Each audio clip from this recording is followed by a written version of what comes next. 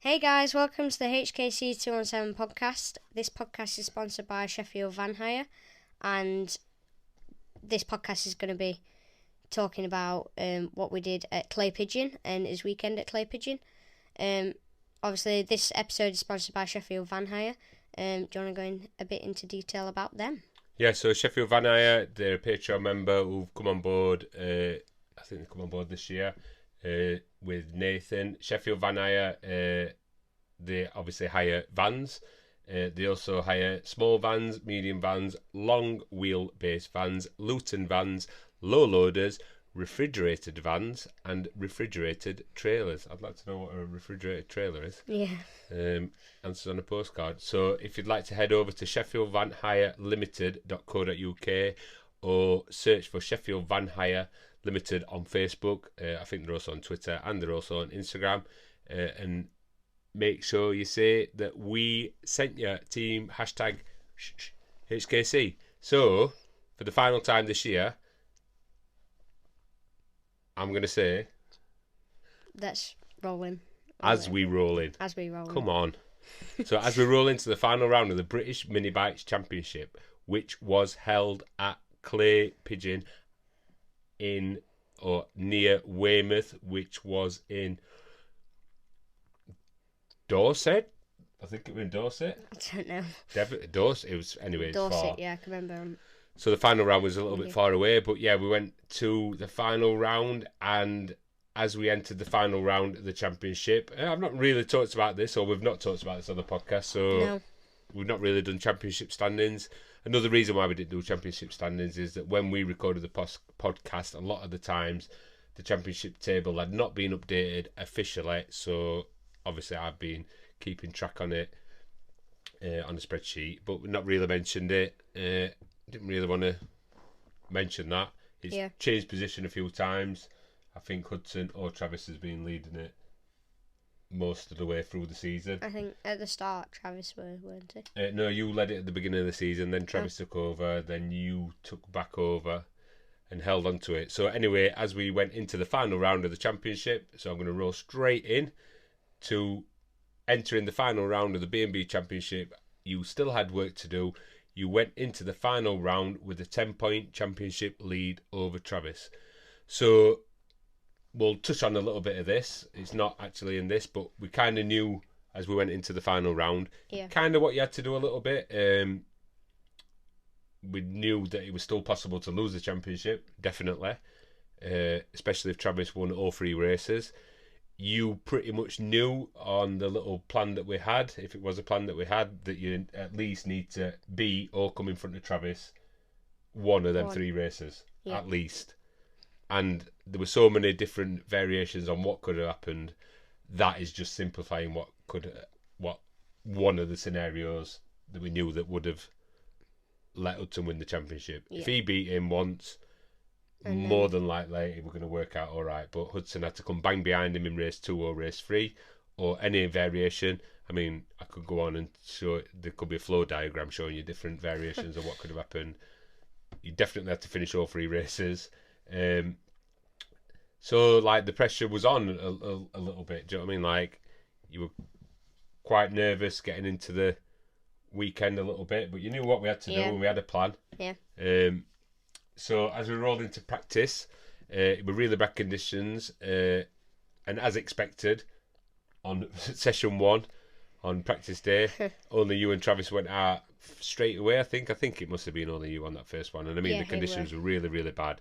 Only you and Travis went out. Yeah, I think. Reason that we went out, and probably the same reason that Travis went out and Danny sent Travis out, was because we didn't know what was going to happen on Sunday. So you kind of needed the wet practice because we didn't know what was going to happen. We didn't know if it was going to be raining Sunday. I mean, like it said, it were going to be thunderstorms on Sunday. Yeah. The weather did come. It come at a different time to what we thought it would, but that weather front, let's say, did eventually come. So, really good day Friday. Not everybody had the transponders on. I don't think the live time were working anyway, but it transpired that we kind of knew what everybody had done. A few dads were talking to each other. I think Danny told me. I told Danny that Hudson had done a 52, I think. I think I found this out on Saturday or Sunday, maybe. I think it was definitely Saturday. Valentino had done a 52 on Friday. I think Jack had done a 52 on Friday as well, or round about that. They're all pretty close. You could kind of tell on the track that they were all pretty close. So you were happy with your times, and your time were 52 on that Friday, which were, in some points, borderline unrideable, really, because the weather would just spit in. The track was grippy. Yeah, it were quite grippy compared to Three Sisters. Three Sisters is obviously a very grippy track, but this came just under Three Sisters grip wise in the wet. But still all right though. Yes, still really good. So Friday, did as much practice as you could in what was sideways rain at some point. Yeah, and it literally loads of spray. It came down whenever it wanted to. And it really, really come down. When it came down, it came down. So that was Friday. Everybody knuckled in or knuckled down. You still had work to do, and kind of like the idea of that was let's get as much wet practice as we can because there might be a wet race at some point on Sunday. Yeah. So rolled into Saturday, better conditions, still wet in the morning, windy, and the track was drying quite quickly. You could see a few patches drying. Went out first practice, happy with first practice. Everybody went faster. Yeah, they did. Straight away in first practice. So the track were definitely drier. We're just a little bit less damp. I think people got into 48s. Yeah, I think 48, I think 47s. Jack might have been fastest in first practice one. Yeah, everyone at end at weekend. So like Saturday, we kind of wrote off, but this were a dry day. So we're like, let's think about this as a dry day in condition wise, which it were, and as we'll go on to explain, it got better and better. Yeah, on Saturday. And by the end of the weekend, you kind of needed wet. You needed wet practice and dry practice. So everybody had gone faster than Friday. Rolled into Q1. Said rolled in again. So went into Q1. You were confident that you were going to at least get the front row, but the track were drying. Still went out on wet, so everybody shuffled around the order for Q1 a lot. Hudson was, I believe you were, I wouldn't say following, you were just a little bit behind Jack and Valentino. Yeah. And you got into P2. You pulled in to try and get a clear track. Spoke to Steve, who were doing the pit board for him. Steve were like, we're happy with that. There was still probably 7 minutes left of that session. Yeah, so I came in. You came in, had a little chat, for 30 seconds. Went back out on a clear track. And as you come back round past Steve on the pit board, you dropped to what Steve had put were fourth. Actually, you were fifth. And Steve just wanted to keep me calm. So, yeah, which Hudson knuckled down a little bit, pulled pin a little bit more, and he got into P1. And I need to look up these stats here, but everybody were pretty close there. He could have changed at any moment. I think he stayed in P1. Did you have the P1 board for the rest of the session? Yeah, I did. So, yeah, we're really, I wouldn't say it was an outstanding time, maybe 1/3 of a second, maybe faster. Yeah, I'll put the stat up now for Q1. I'm really happy with that. A front row start, you wanted a front row start, definitely. P1 and P2 we're in good positions there. Yeah. Little bit P1 is what I would say should be where P1 is. The grids are equal in distance, as in they're not set back. P1's a little bit better where it should be compared to other tracks where it's in a, I don't think it's in as good a place. But hey ho, P1. So as we walked away from qualifying one, we pondered down the paddock and we thought it'd be fantastic if it rained now. Yeah. We were joking about it, weren't we? Joking that it rained. So before that anyway, you had to do qualifying on the 110 bike. In the 140s. So you opted to run your 110 in the 140s. You went faster on your 110 in the 140 session, and that's the reason why you went on your 110 in the 141. Yeah. Because the times were so close, and you wanted to get a little bit more practice in, and you went faster in Q1 of the 140 race on your 110. That's confusing to say, and you got your personal best of P2 on the grid in the 140 race, but. We weren't really bothered about that. Actually, we're just more happy that you gone faster. Yeah. In that Q1 of the 140 race. Then we joked it'd be good if it rained now, as we were waiting for qualifying 2. And and probably half an hour before qualifying 2, we were actually changing things. Yeah, we changed the gearing a little bit because the gearing, you said that the gearing weren't right. In fact, in qualifying 1, you actually said, I don't know how I did that with that gearing and got P1. Yeah. If you can remember. Yeah, I did. So we changed the gearing a little bit. We got everything set up. The rain was due to come, and it just come. Yeah, it just went. It just went. So that pretty much wrote off Q2 fingers. For everybody. So the only people that went out in Q2 was Valentino and Travis.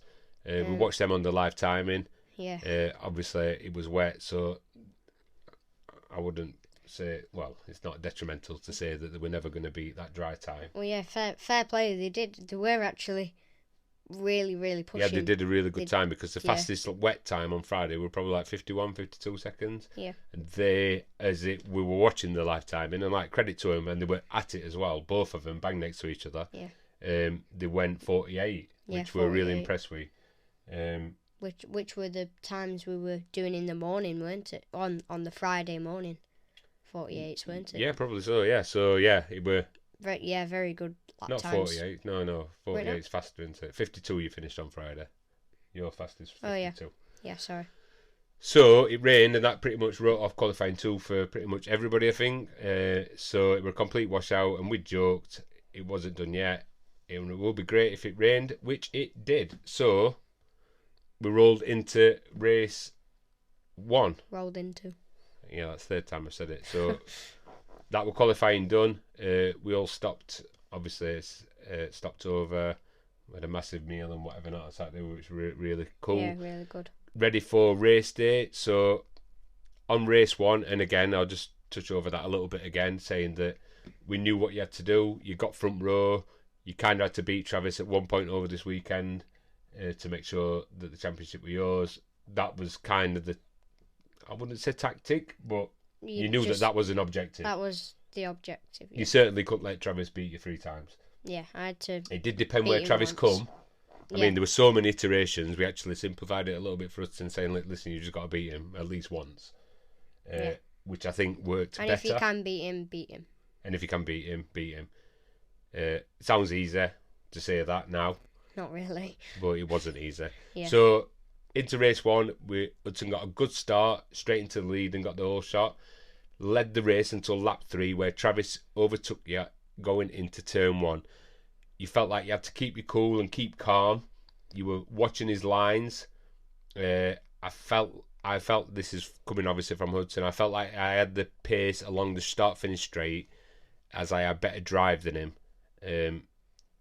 Going along the start-finish straight, basically. So you sat behind him a little bit, had a few peaks. He creeped away a little bit, so he improved. Yeah. You improved a little bit more, chasing him back. Again, you had a couple of sneak peeks coming up to lap 9. Yeah, and I just decided to. And with 3 laps to go, just went for it and tried to hold him off. It was along the start-finish straight, pretty much where the flag line were. The start line were. Yeah. And you got into first position, which were really important, and you held onto that lead for 3 laps and took first position, which was really important because that meant that you had a championship lead of 15 points because Travis come in second with 20 points. So that means you had a 15-point cushion. Again, mathematically, I mean, like, we could have had a massive whiteboard working out 5 different scenarios, 20 different scenarios, what could happen. That was a good start to race 1. So as you went into race 2, a little bit of pressure eased off you, would you say? Yeah, it was. You'd done one part of your little job. I'd done quite a big chunk of it, and it was. I felt like in that first race that I had to come first just to just to ease the pressure. Travis for were bang behind us as well. Second and third races. I mean, like, that race in race 1 were a fantastic race. So there were, I mean, like, the pressure that Hudson were under, not only were he chasing Travis, obviously after losing the lead to Travis, Jack was bang behind Hudson as well. Yeah. When it was Travis, Hudson and Jack. I mean, like, Jack had a little peek at Hudson probably on the back straight, would you say? Yeah. So, like, you knew that Jack were bang behind you. And I mean, like, you could go through these scenarios now, like, if Jack had got in front of Hudson Hudson would have come in third, I wouldn't say it would have been a disaster, but it would have been a bad case scenario if Hudson would have come third in race 1, Jack come second and Travis come first, because he would have took 9 points out of you. Yeah, and then... Is that right? Yeah, 9 points, yeah. He would have took 9 points out of you, so you'd have gone into race 2 with a 1 point lead. It's not very good. So, obviously. I mean, like, again, it's all right saying this in after the fact, but that's how important... I wouldn't say that's how important race 1 were, but it were quite a big thing. It were a biggish thing. Yeah. Do you know what I mean? Like Steve said, it's not done yet, but you've done one part of the plan this weekend. Yeah. So you rolled into race 2. Said rolled in again. So you went into race 2, started on pole, and got away with what I got away from, who I thought was Travis, but it was actually Jack. Travis had dropped to P4. I think he got stuck behind Valentino. Valentino did a move on him on the first corner. Yeah, on the first part of the race, I thought it was Travis behind me. Then I thought it was... Seen the pit board, yeah, probably. Yeah, I thought it was Travis behind me, and then halfway through the race, I thought this might be Valentino. And then I was trying to figure out who it were. I couldn't see. And then Steve put it up and said it was Jack on the pit board. So that's when I figured out on the couple other laps. So that obviously helped me. Calm a little bit, yeah. So calm. So I didn't know Travis was. So you led the race. Sorry to interrupt you there, but I'll get back on track. So you led the race. Jack was in P2 behind you. Jack overtook you on lap 9, but you were in P2, and you knew that you had a good lead on Travis, because obviously Steve was showing you the pit board.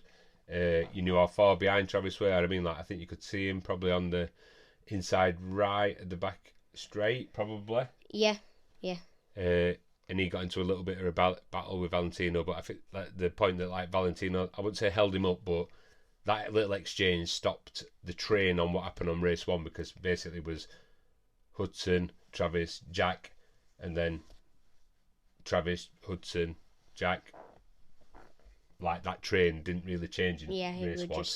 And in race 2, you stayed behind Jack, and I mean, like, Jack actually pulled away from you a little bit, but you felt like you could ease off a little bit. You didn't need to push as hard, because you knew that you had, I don't know what the gap were, but you had a little bit of a gap. You could see Travis on the track, and you knew that were important. That you need, forgetting about the win, you knew that you had to just come in front of Travis. The win would have been nice. Yeah, it wouldn't have really changed anything for race 3. We actually knew that. I were a bit disappointed. I thought I could have got the win, but it was just what it were. And well, fair play to Jack as well. Fair play to Jack. He was cruising. He was cruising. Yeah, he were pulling away from. I'd be interested to know who did fastest lap time in lap 2. I shall pull up that stat now on the screen. Blink. So we rolled into race 3. Race 3 again, we had to do 100 different diagrams on what could have happened, but in race 3 it was a little bit more simplified. Probably the most simplest explanation that we could have given you on your rider pre-brief or post-brief after race 2, that we basically went into the caravan, had a little bit of a debrief. Hudson wanted to know what the point situation were, and after race 2 you were 19 points in the lead going into race 3. So that basically meant, in the simplest form, is that if you finished the race in race 3, no matter where you finished, you would have won the championship. Travis, we didn't really explain this to Hudson, but if Hudson would have come off in race 3, the only way that Travis could have won the championship was coming second or first. Yeah. Which could have happened very easily. Yeah, because it just we didn't really explain that bit. Someone's come off and then... It didn't matter what happened with Hudson, he just had to stay on. And that was our call, mine and Steve's call, to like, that's the easiest way to explain to you. Like, just stay on the bike. Yeah. Don't matter what you're doing, just stay on the bike. At that point, it was like, wow. Like, I felt like I'd done it. Obviously, it went over, but it went over. Just... We opted for wets as well because we knew there were a big rain front coming. Yeah. Which we didn't think were going to come. I don't know if everybody had wets on that race 3, to be fair. Jack did, I think. I bet Travis did as well. Travis probably did, yeah. Well, Valentino I think did, everyone because did. Valentino didn't. They opted not to race because they knew that rain was coming. Oh. So they actually got to holding area and went back and didn't start. Oh man. So you got to race 3, this time in P2. I knew I basically had to finish the race and the championship was won. I let riders pass me I finished in 4th position, but most importantly, it rained midway through the race, so I was unbelievably glad that we opted for wet tyres. So what I mean, like you coasted round. Yeah, coasted round. Coasted round in Super there. slow. Jack actually lapped you. Yeah, Jack and Travis, I think, lapped me. Did Travis catch up with you? Yeah, Travis, Sid, and everyone lapped me. I don't know if Travis did. Yeah, I think Sid did. Sid did, and Travis, I can remember. Yeah, but they must have been thinking, what's going on here? Yeah. And a weird little stat, I will have to look back on the record books on this one, that since Hudson started racing is the only ever race that is ever finished last, ever. Apart from obviously a DNF. Steve joked when I came in that you haven't set the lap record. You've set the lap record for the slowest lap ever on that track. I don't know what your lap times were. We'll pull that stat up there, but yeah, that was just an interesting thought that I thought, wow, that little thing's gone where Hudson's never ever come last. Like right when he started on that, is right beginning when they were in his novice season, rookie season, whatever you call it, all the way back then. Yeah. Yeah, you never finished last, so I thought that would mind me losing. I thought I pulled that stat out for you because I knew that stat. So yeah, so that was the championship won. Yeah. We'll pull up a few little bits here now so you can see on the screen if you're watching the video edition where you can see I stopped Hudson. We gave him a helmet, which you can see right here. Oh, I just knocked the microphone. Oh, Dad. I'm just checking everything's working still. So yeah, we did a limited edition helmet. Massive thanks to Mark from Eggs on Legs from that, who did that. Now, I will say that I weren't going to arrange anything to do anything like this, and then I changed my mind at the last minute, and I did change my mind at the last minute because I literally did it on the Thursday, I think. Yeah. Unbelievably. Very close. So yeah, massive thanks for Mark for doing that. Also, we got some confetti cannons. I got some champagne bottles. Again, I did that the last minute because I weren't going to do anything. Not that I'm superstitious at all, but obviously I were superstitious because I opted not to do anything. But ultimately, I'm really glad that we did something. And I'll rewind this a little bit. That at the beginning of the day, on the Sunday, when obviously it was race day, that we made. I said to Danny, no matter what happens, I've got some champagne bottles, and whoever wins championship, Travis or Hudson, I'll give out champagne bottles at end of race 3, and they can spray each other regardless. Yeah, and that were obviously really fun and good to come I think it, and I mean, like, I do feel gutted for Travis, gutted for Travis, and again, like, the sportsmanship between us all, and Danny, massive respect to Danny, like, it's been fantastic all year. Obviously, he's not a person like not to talk to a rival. I'm not a person who's not talked to a rival. Hudson and Travis have raced over the last couple of years, really good racing. They've brought each other on massively. I mean, Travis is younger than Hudson as well. So Travis will come back strong. I believe Travis will come back stronger from this. It'll still give him an hunger to win. And I thought it really. I went over to Travis after Hudson had won, and again, Hudson said that he felt bad that they were celebrating that you won and Travis were outside there, but he put a little smile on Travis's face because I went across to Travis and I gave him a champagne bottle and I said, go and spray Hudson right in face. And like Travis, Jack and Hudson were like spraying each other, which I think that were a nice finish a little bit. And Travis actually went out and did his race 3 on his 140 after that. Which were unbelievable, especially after all that drama. Yeah. So he had good composure for that. So that was the championship over and done with. So Hudson won the championship. I've not got the points here, but I will put the standings up. So Hudson come in first position at the Ohvale 110 Cup. Travis come in second position. Jack come in third position. I forgot what the points were. I did actually look over there. Yeah. I have actually got the stats somewhere. Well, aren't we going to say the standings now? Yeah, I will just have a little look there. So the standings anyway for the 110 Cup were Hudson were on 397 points, Travis were on 381 points. So Hudson won Travis by a mere 16 points, really, which is not really much. You know what I mean? It were not much, but a good half for Championship fair racing. Yeah. Yeah, fair racing. Again, they brought each other on good. Jack comes strong towards end of the championship as well. Yeah. So, just to recap a little bit before that, obviously, if we rewind a little bit, all the way back to race 1, you did your 110 race 1, and then you did your 140 race 1. So you'd obviously qualified on pole on race 1, and Hudson was in P2. I'll just do a little recap on what happened in that 140 race. So Hudson were on his 110. Wilson were on his 140, obviously. Yeah. Wilson's obviously won that 140 championship. Hudson beat Wilson off at line a little bit, and then he overtook Hudson back on turn 1, and then like the battle continued on because it was only like 10 minutes after race 1. Yeah. With Hudson and Travis again. Hudson and Travis were both on the 110 bikes, and I mean this was like a copy of race 1 on the 110s, but in the 140 race this time they exchanged places a few times. Travis overtook him on corner 1. I think he outbraked him on corner 1. He might have took you on back straight once as well. No, what on? Yeah, no, Travis didn't. He just did it on turn 1. No, he did it in the infield, but he did it on infield. So sorry, they exchanged places a few times, and I mean, for Hudson it was an unnecessary race, really. But Hudson wanted to race it. Steve were putting think calm on the pit board because Hudson and Travis were just at it, bang at each other. They exchanged places about 3 times. Hudson felt like he could do the same move on Travis on what he did in race 1. Now, bear in mind, he only did that 1 time. Yeah. In the 110 race. I think you did that exact move to him 2 times on that track, maybe 3 times. Yeah. And you held it back until the last lap. And in that race, because Travis was so fast in the infield and everywhere else, I had to do it on the last possible moment in the race that you could do it, and obviously the last lap. So Hudson did it on the last lap.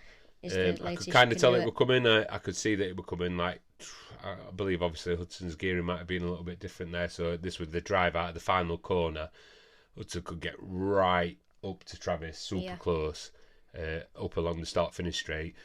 Probably closest finish that I've ever seen Hudson involved with. First time that he's had a photo finish, if you were looking at the photo finish. But I could tell Hudson had won looking at where the line was physically on the track, but you don't know where the GPS marker is. And it transpired that Hudson pipped him on the line by 0.009 of a second, which were unbelievable. Hudson said that we were right was doing that. Steve were going crackers that you were racing that hard. Steve came in saying, "Can you read?" Because he had calm in big letters on board. I weren't looking at board all the way through race. So that was probably one of the best races. Like, that were really good. If that had been race 1, my gosh, in the 110 race, I'd have been having kittens. That'd have been unbelievable. But it were a fantastic race, that. So after that, we opted that we didn't want to really race. Well, we said that we didn't want you to race in race 2 and race 3. Yeah. Hudson wanted to race in race 2 and race 3. I wanted to, and then it makes sense not to. Yeah, because if you come off, smash the bike up, hurt yourself. Yeah. There are a lot of scenarios like come off, lose your mojo, not lose your lap time, but lose confidence in bike. There's a lot of situations there, and ultimately, obviously, we're concentrating on the 110 championship. So, but that were a fantastic race, and I mean, like, fair play to Travis again. That were a wicked race, probably better than race 1. Probably best race of season. I mean, like, obviously, sucks for what happened beating Travis like that, but for you were like, wow, that were amazing. On both sides, it were a good race. So that concludes that. So we got helmet, we did all that stuff, sprayed him with champagne, all kids having a massive laugh. We opted to stay on Sunday, which were really cool as well. Yeah, they were. We opted to, like, it's a long drive back. Ike signed Hudson's helmet. Ike were there, that's pretty cool. I'll flash that up there. Obviously, we've got this helmet there that's signed by the main Ohvale man himself. So that concluded that, and Hudson is the 110. The 110 champ, as I've been calling him all week. Which are fantastic. You know what I mean? Like, me personally, just saying this from my point of view, like, when we started this, I didn't even know if we were going to win a race. well, not even win a race. Firstly, I'll go back. I didn't even know if we were going to not finish last. I didn't know we were going to get a podium. I didn't know we were going to win a race in 90s. I didn't know how this season we're going to go, and it started off really well, and you like won straight away on your GP. I mean, like that exchange over from that 90s to GP were really. I didn't really expect that to happen. Compared to other people, quite a lot of people struggle. Yeah, well, I wouldn't say struggle, but it takes a while for them to. I mean, like Hudson could have raced in that 90 championship one more year, and Travis could have as well. Yeah. I think both of us, like Danny, like said that, like it was the right decision that to like not race in that 90 championship again. It were. Well, obviously it were, weren't it?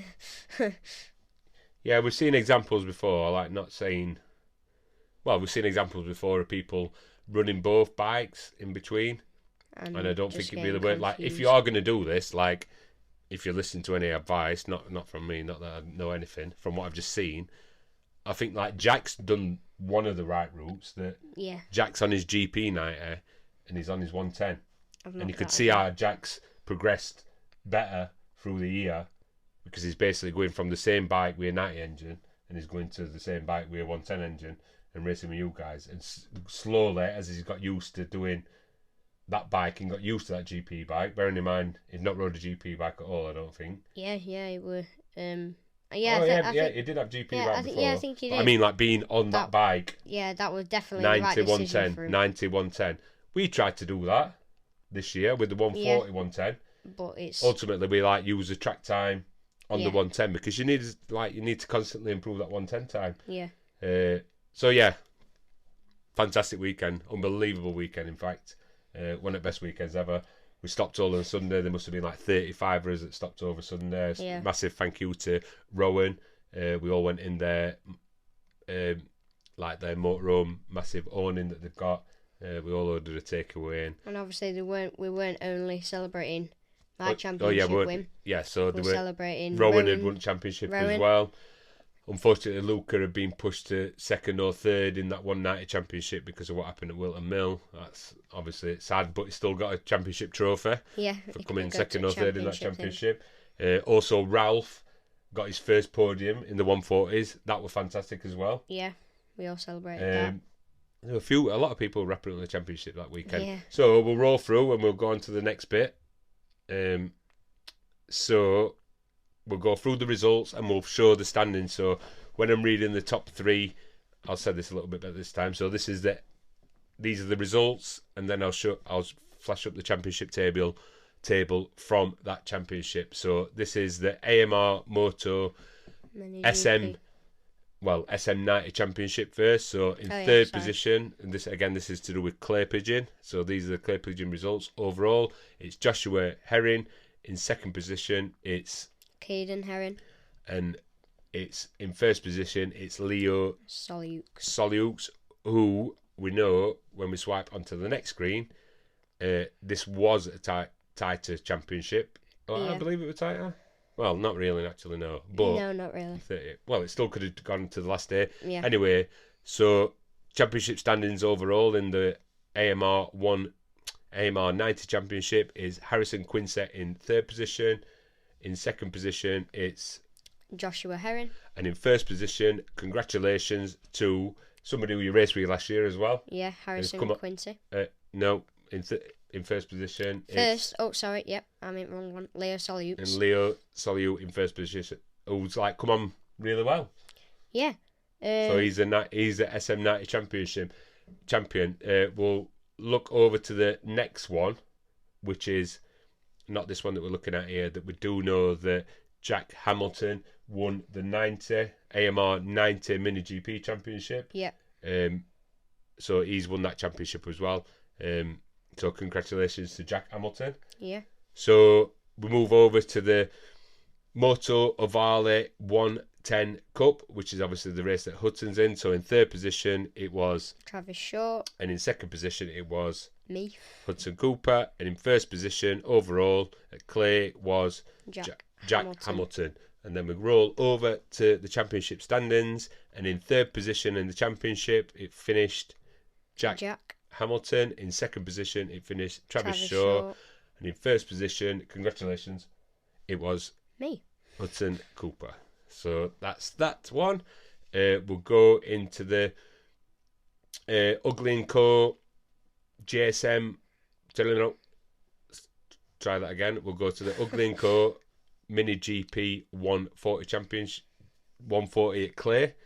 So in third position it was Valentino Kirk. In second position it was Wilson Dilks. And in first position, and I believe that's his first Mini GP 140 win, it was Travis Shaw. So that was fantastic, that. Yeah, because Wilson, I don't think he did the final race, did he? Well, I wouldn't say that. Yeah, that's like taking away from his win. I know, but obviously Travis did an amazing job in that as well. Yeah, I think he got a podium, his first podium the last round. I think he come second or third overall the last round, so he got his first 140 trophy, and that's his first 140 win. At the end of the day, you got to be in it to win it. Yeah. And he won it. Yeah. So congratulations to Travis. And then we look over to the mini. I've got so many different words here. So this is the Ugly & Co. Mini GP 140 Championship table, and in third position it's Trevero. He just says Trevero on the standings. Look, Thorley Trevero. In second position is Tyler Humphreys. And in first position, congratulations to the Mini GP Ugly & Co. 140 champion, Super Wilson Dilks. As we look at that championship table, you can see that Travis come fourth in that championship. So congratulations to Travis. That's really good. You come sixth in that championship as well. Yeah. Which is a good crack at whip. Yeah, on your first attempt. Not too bad. And considering we didn't actually, we opted not to race a few of them races. We missed out 2 on that final round. Yeah, you can. We didn't race one at. We didn't do one at Ella Park. Yeah, because you were hurt. Yeah, because and we didn't do one at Wilton Mill because your neck were hurting as well. And obviously this round as well. Yeah, so you've missed like 5. Well, let's say 2 there. So you missed 4 of them rounds. Yeah. But anyway, again, you've got to be in it to win it. So that good crack at whip that really.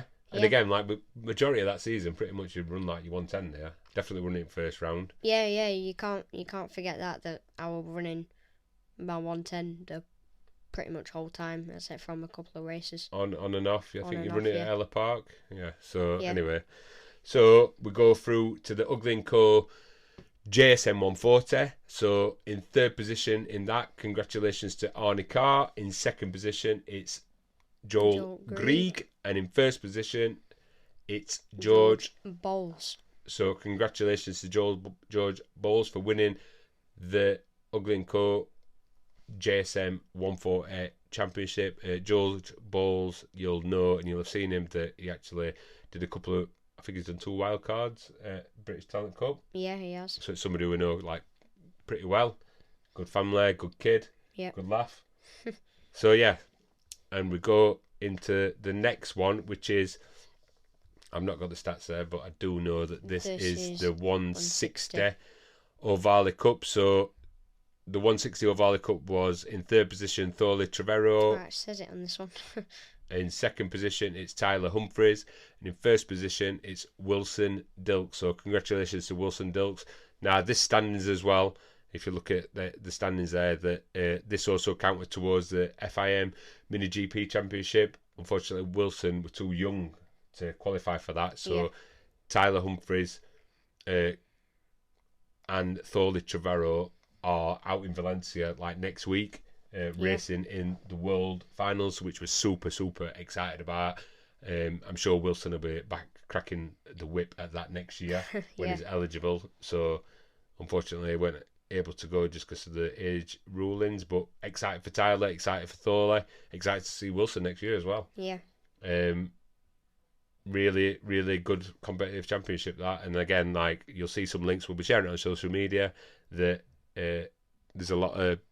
There should be a lot of coverage, should be live races on that. Yeah. So we go over to the Mini GP 190 Coastline Graphics Cup. Yeah. I don't think that's right there, what I've got on that graphic there, Wilson Dilks. No, Wilson Dilks raced his 160 in the 190s. Yeah, but I don't know if he come in third position. Did he not? I'm not sure. Anyway, that might be wrong. What I do know is Izzy Carter come in second position overall, and Kobe Garbett come in first position, and that secured, and I'm going to have to skip forward a little bit, that secured Kobe, who, in third position, Luca Wilkinson. So Luca unfortunately got pushed down into third position on that 190 GP 190 championship because obviously he misses like the last 2 rounds. In second position, it's Izzy Carter. And in first position, who we celebrated there, and Steve was there, and Luca was there, and they celebrated equally with them. Kobe won that one. Yeah. So yeah, that were really good. Felt a little bit sad for Luca, but he took it like a man. He weren't disappointed. He weren't down all day. In fact, credit to him and Steve, like they come to the final round. A long way. Come a long way to support us. So we'll go into the Mini GP 190 senior class. So in third position, it was Tim Patterson at Clay Pigeon. In second position, it was Andrew Thompson. And in first position, it was Peter Hickman. Hickey 60, who come that weekend just to mess up that championship. I'm only joking. Just to come along and have a little blast round. Obviously, he's a super busy guy. I will look at the standings there. So there's a 190 championship standings, which it shows you Brian Hamilton, Andrew Thompson, and Tim Patterson winning it. But also there was another sub race in that, which is the Coastline Graphics Cup. So in third position, it's Simon Bogg. In second position, it's Tim Patterson. And in first position, it's Andrew Thompson. Again, I'll say this now, that looking at these results, it's not always set in stone. I'm only going on, don't shoot the messenger, I'm only going on what it says on the B&B website. We will do a final roundup of the year, and we'll, as we're speaking now, the B&B website are actually going up and showing page by class who's won. Hudson submitted his photo for the 110 class. Yeah. Obviously, we kind of know what's happening in that one, but until you kind of see that post, you kind of know what's happened. So we roll into I've said rolled in again. We go to the Saimoto 140 class. So in third position, it's Stephen Humphreys. This is the Clay Pigeon overall results. So this is in third position, Stephen Humphreys. In second position, it's James Sidebottom. And in first place, you're saying this. It's Harvey Lathrop. And I say Lanthorpe. Is that right? Lathrop. Yeah, that's totally wrong. So it's Lathrop. Yeah. So he's running AMR. Massive congratulations to AMR. So that's AMR's first season. So that's meant to be a totally stock bike as well. Andy and his wife, they've been fantastic this year. They've really settled in, really good in the championship. I hope they really enjoyed it. And the first crack of the whip, they won a 140 championship, which is absolutely fantastic. So really Harvey's like riding for AMR, so that's really good as well. So the overall standings in that championship was third position Stephen Humphreys, second position Ben Lord, and Ben's been riding for AMR as well. Yeah. So they've actually got a 1-2 in that. And in first position, it's Harvey Lathrop. Don't say Lanthorpe. So congratulations to AMR and congratulations to Harvey. So we're going to the next one, which is the... let me have a look.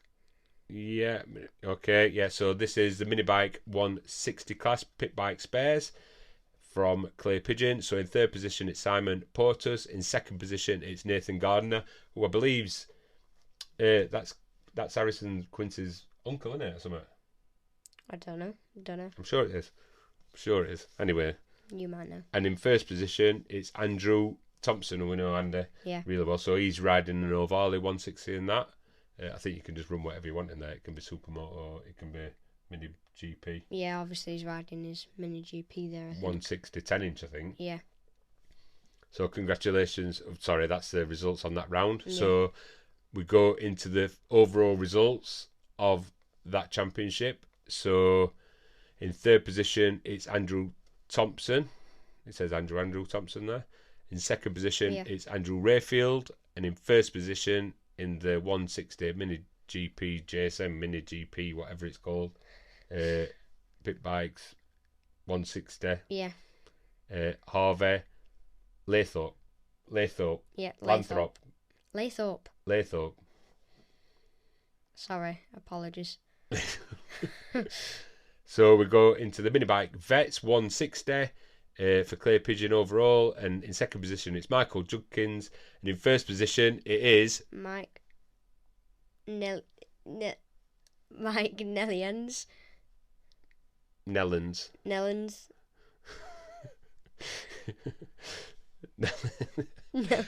Oh gosh. Anyway, Nellans. So, apologies. So that was Vets 160. I don't know why I was saying apologies. We're laughing at his name. Oh, I'm just laughing at how rubbish we are at saying names. So in third position in that Vets Championship, it was Tony Revele. In second position, it was Michael Judkins, and in first position, it was Michael. Yeah, Michael. Just Michael Nellens. Yeah, Nellens. So we go into the Super Mini for Clay Pigeon. Overall results: in third position, it was Lewis Smith. In second position, it was Jamie Callan, and in first position, it was Lawrence Wardle. And we go into the championship table for the Super Minis. In third position, Jamie Callan. In second position, Lewis Smith. And in first position, Lawrence Wardle. Congratulations to Lawrence Wardle. And we talked about these numbers being wrong, or we didn't understand it. So in the points, they have double points in that for some strange reason. No idea why. Don't know why. So if you win a race, you get 50 points. If you come second in the race, you get 40 points. And if you come third in the race, you get it is actually 32 points. It is actually a bit more simple, that. So it's not like in the fives, it's just tens. Well, no, yeah. I don't Again, know. To me, it don't make a difference. But well, it does make a difference. But you're getting double points. So anyway. So that is the championship standings and the overall results for Clay Pigeon. We'll go on to the Fantasy League. Yep. And we're rolling into the final round, so we'll flash these up and go through these quickly. Again, there's a prize for coming overall first in this Fantasy League. We've had over 85 players this year. It's been fantastic. Make sure you get involved next year. We're going to come back bigger and better. Hopefully we'll get more sponsors on board. RW Paintworks have come on board. They're sponsoring and they're going to give away some prizes from their RW Paintworks accessory store. So Playing Card Company, he's going to do some prizes. I think he's got a £20 gift voucher for a card, like they do all custom cards. So custom cards, gift voucher or something like that. So we're going to do that. We're also going to chuck in a few bits and bobs ourselves for that. So we're going to do an overall winner. And we're going to struggle to find out who these overall winners are because we've got no emails associated with them. So hopefully they listen to the podcast. Hopefully they must follow Hudson on socials because there's 85 people here that we only know probably 75 of these people in this league. For instance, in first position, and it looks like he's got it sewn up, it's BRT Solo 96 from India. He's pretty much got this championship wrapped up there, hasn't he? Yeah. In second position, it's EAR team from Portugal. That. In third position, it's Promesia Racing. I love saying that. Promesia Racing. I'd have to search them. I might be able to find out some info. Yeah. And they're from Italy. In fourth position, it's Team JD from Britain. And in fifth position, it's MV from the USA. America. I'm just trying to look on there. So, like for second place, it's quite tight for second place, isn't it? Yeah, it's quite tight. Look. Yeah, very tight. So, rolling down the people that we do know. So, El Loco, which is Luca Wilkinson, is used his. Oh, he's still got one left. He's got one left, but he's used one, so he's probably. Luca's in mix there for jumping up to like second. Yeah, he could. Yeah, it's all tight all the way down to. So second. Luca's done fantastic in that. So Luca's in seventh position. I've had a massive surge up the rankings, and I've got up to. Is somebody else in front of me? No, nobody I know. So I'm in 18th position. Yeah. I'm just trying to stay in front of RW Paintworks, which is close. In 20th position.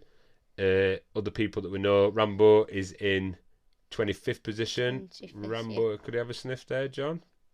40. No, not really. Although John and Dan from S20 Racing, which is S20 Doors and Floors, they are battling. There's actually 0.5 of a point in between them. 0.5 of a point between them. No bonuses. In fact, if we have a little look on what they've got up, we do know that Have a look. Dan's got a better lineup than. I'm not going to press it. Dan's got a better lineup than John. Steve's still there. I know he's a bit out of the mix. So Steve's in 28th position. Yeah. Well, I'd have to keep on scrolling here and scrolling. Hudson's in 50th position. 50th? 48th. 48th position. Oh, sorry. 48th position. And Jack, we've talked about before. Jack's in 69th position. He joined quite late. Hopefully, he can get a new start next year. Yeah, and I want everybody to get involved with this next year. I want it to come back bigger and better. I'm just going to try and get some prizes. We don't make no money from this. It's been fun saying these all year, really. Yeah. We've enjoyed doing it every round, forgetting each round as well. I've been on top of mine. I am. That's why I'm in 48th. Yeah, you need to be on top of it. You need to swap them round and whatever not. So, yeah, there's 85 people in that league. Unbelievably, 2 people have joined with 1 round to go. So, I don't know why they've done that. Don't know why. We have got a link on there in the description, so if people did know it. So, and I want to do it better next year. Yeah. Really chuffed that we had 85 people. I had no idea, it were going to grow that much. Yeah, we thought we'd have 10. We thought we had 10, yeah. So, it's been absolutely fantastic. And then it's just, blown up. So, that is that. Have we got anything else to cover? No, that's it. That covers pretty much everything, I hope. Yeah. Yeah, so if you want to, just to wrap up there, so obviously that's the final round of the championship. I hope you've enjoyed listening to these podcasts over the year. It's been really good recording them. Yeah. It's been really good looking back and talking about everything that we've done each round. I think it's a good little review thing to look back on, even just for us to look back on. Yeah. We've got some exciting things to come up. So obviously we talked about that we did the Patreon flat track day. So we've got some more exciting stuff coming up with the Patreon thing. So we've got plans in place to potentially be doing a trials day up at Inch Perfect Trials. We're on about potentially doing some more flat tracking again. Obviously, a lot of people have shown interest in that. Yeah. We're on about go-karting. We might even do some paintballing. Some days like that. The go-karting thing. There's a few companies where you can do it where it's dad and lad, so the parents can race and the dads can race. I've actually been thinking about that today a little bit, where we could actually do a kids championship and an adult championship and have a HKC karting cup or something. Yeah, that'd be cool. So that's really good. We're not doing it to make any money, are we? We're just doing it for fun. If you want to get involved in that and you want to make sure that you get a place, and this is the only reason why I'm doing this, or why we're doing this, is that if you join in on the Patreon level at £1 a month, you will find out and be able to reserve your place first, because we're always going to offer out places for these days to Patreons only. So we're not trying to get you to pay. No, not Patreons. No, we'll offer it out to Patreons. Patreons will get offered first, and then it's opened up to everybody. It's opened up to everyone. And there might be spaces for everybody. I'm just doing it that way. I think that's a fair way of doing it. And I mean, if you pay £1 a month, you're going to pay £12 over here, and it's not exactly you breaking bank there to be involved. But it's a fair way of doing it. Yeah. And the Patreons are like sponsors as well, like high level sponsors. It's not just like people paying £1 a month. There's high level sponsors there, so it gets offered to everybody in that way. I think it's a fair way of doing it. Yeah. And we're excited to do some of that stuff over with now. We've got some exciting news coming up to do with what we're up to next as well. I'm sure you'll be seeing that on social media tomorrow, hopefully. Yeah. Or today, depending on when you're listening to this podcast. If you're listening to this podcast, don't forget you can watch the video edition, which includes pictures, live footage, if available, of the racing over the weekend. Yeah. Obviously, there's behind the scenes video that we flash up as we're talking about it. So that's on YouTube. It's also on Spotify video. Yep. So you can watch it on Spotify video. Not a lot of people know that on Spotify you can watch that video. So if you open up the Spotify app on your phone, if you go and look at it when it's playing, it actually shows you the video that I'm talking about. If you do listen on Spotify, it's also available audio only format everywhere. That searching your podcast app for the HKC 217 podcast. You know that because you're obviously listening. Yeah. A lot of people like to listen to it as they're travelling to racing or travelling to whatever they're doing. Yep. If you want to leave a message or a voice message, there's a link in the description. You just click on that link. It pops up a web page where you can record it straight on your phone, and we can put that voice message straight into this podcast. You can ask a question for us to answer. Yep. Yeah, obviously any suggestions. Any suggestions that you want to put in there, you can chuck them in that as well. Yep. I do actually have. I haven't got my phone, have I? I do know that somebody asked a question. They emailed in a question. I forgot it. Well, we'll have to answer it in. We'll do that in the roundup podcast. In the roundup one, yeah. All right. Yeah. So that is that. Don't forget to follow Hudson on all socials. Search for @HudsonKaiCooper. Yeah. If you're struggling to put that in, search for the hashtag HKC217. Hudson's socials are on everything. If you're watching on YouTube, please like and subscribe. Leave a comment if you can. We really appreciate that. We're trying to build up on that channel, which is going really well. Yeah. And if you just want to check everything out that we're up to, you can go to hkc217.co.uk and you can pretty much see everything on there. Links in the description. And that's it for the 2022 season. Yeah. And that's a wrap. So not only are we rolling in, we're rolling out. So yeah. We'll see you at the next podcast, which will more than likely be a roundup. We've got some really exciting things to be talking about soon in the next up and coming weeks. We'll be doing a podcast. We've got a exciting interview that we've got sorted as well.